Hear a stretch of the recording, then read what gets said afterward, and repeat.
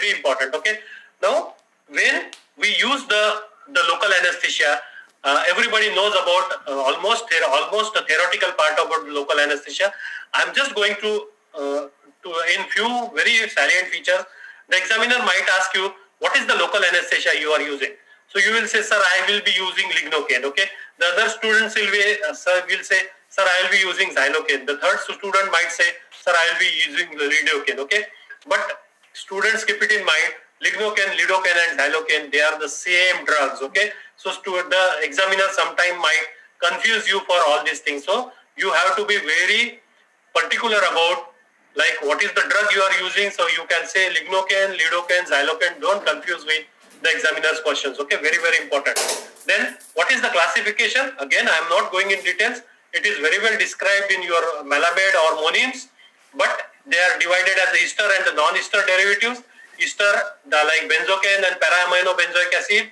This will be asked to you in the exams. Then non-ester groups like anilidine, and then ketone, and then aromatic alcohols. Okay, and the most commonly what we are using is the anilidine derivative that comes under the non-ester group. Okay, and which is lignocaine. Okay, so these are the drugs. Okay, and then the next question which will come to you: what is the composition of the local anesthesia? Very commonly asked question in your Viva. Okay, everybody knows about the composition of the local anesthesia.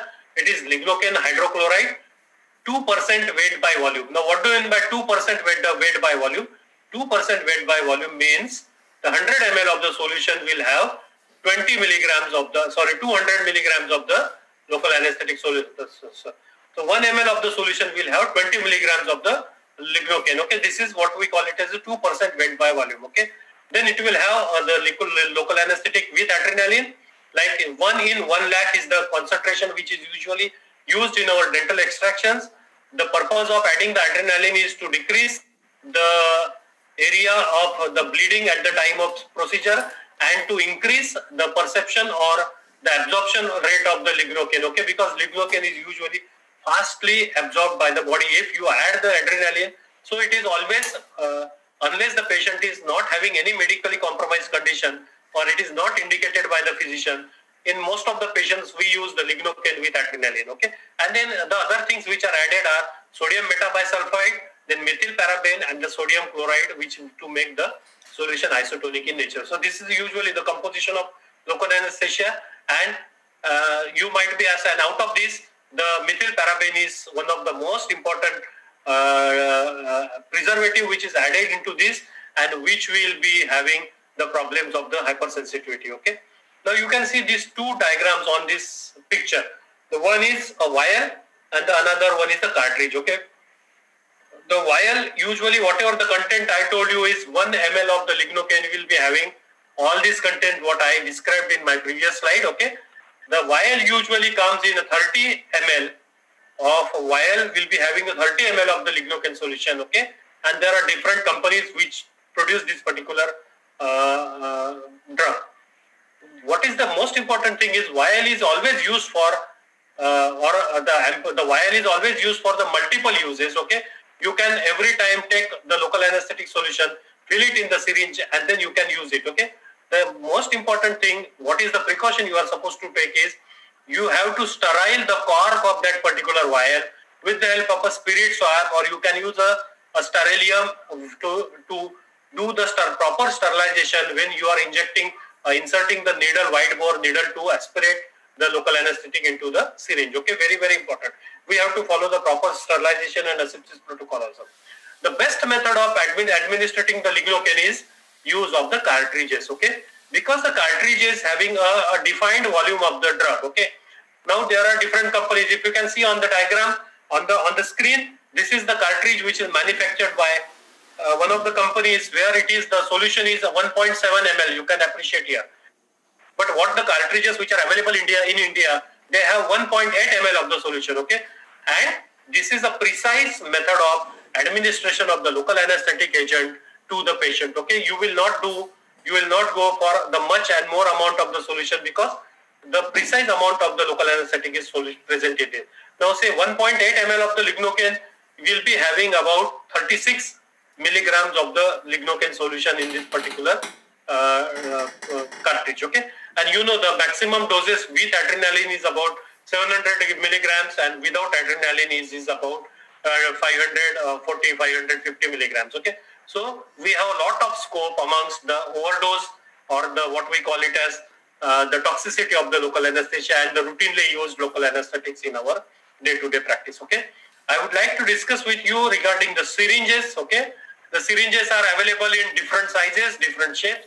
Then there are luer lock syringe, non-luer lock syringes. Okay, the most commonly syringe what we use in our day-to-day practice is a disposable sterile syringe, as you can see here. Then you might be asked, what are the parts of the syringe? So there is a piston, there is a hub, then there is needle adapter. All these things you should be in a position to tell the examiners. Okay, these are all the very minor points which are routinely asked by the examiners. Okay, the syringes are available from 1 ml to 2 ml to 5 ml to 10 ml to 50 ml. Okay, so depending upon what is the procedure we are using, usually in dental anesthesia we use about 1 to 1.8 ml of the lignocaine solution. Okay, when it is the mandibular block, we use about 1.8 ml solution. When it is the maxillary block, we use about 1 ml of the solution. Okay, so 2 ml of the solution is pretty justified when we are doing the dental anesthesia. Okay, now what is most important for us here is this particular portion of the needle. As you can see, the needle is having the hub where the needle is adapted actually to the syringe. Then the needle is having the shank, and the needle is having this particular shank, and then the bevel. Okay, so this bevel is very, very important, and the hub is also called as, this particular portion of the needle is the weakest portion of the needle. Okay, so where the needle actually joins with the needle, the syringe adapter, this particular portion is the weakest portion of the needle, and especially when you are using the inferior alveolar neurovascular bundle, where we are using the longest possible needle, because we need to hit or we need to target the area at the lingula where the nerve is actually entering into the canal. So we need a longer needle, and if you are using the shorter needle, there is always a possibility that sometimes this may get broken at this particular weakest portion. So we have to be very precautious when we are using the local anesthesia for the mandibular nerve or the inferior neurovascular bundle. We use the longer needles, that is 1 5 by 8 inch is the recommended needle in the books. And when use the anesthesia for the posterior superior alveolar nerve, we use the shorter needle, that is the 1 inch needle is recommended for the posterior superior alveolar nerve. Okay. Now the reason I told you for the mandibular is the longer needle is because you need to hit the target area. For the maxillary or the posterior superior, why it is shorter? Because posteriorly in the region there is a pterygoid plexus. Okay. If you use a longer needle and if you penetrate the pterygoid plexus, there is always a possibility of a pterygoid plexus hematoma. So that can be prevented by using a shorter needle. So 1 inch is the recommended needle. And again, they are available in different color codes, different gauges. We can see from 16 gauge up to 30 gauge of the needle. Usually for the cartridges, the 30 gauges needle is used. The more the gauge of the needle, it is the anesthesia with the injection will be less painful. Okay, because the thinner the needle, the anesthesia will be less painful.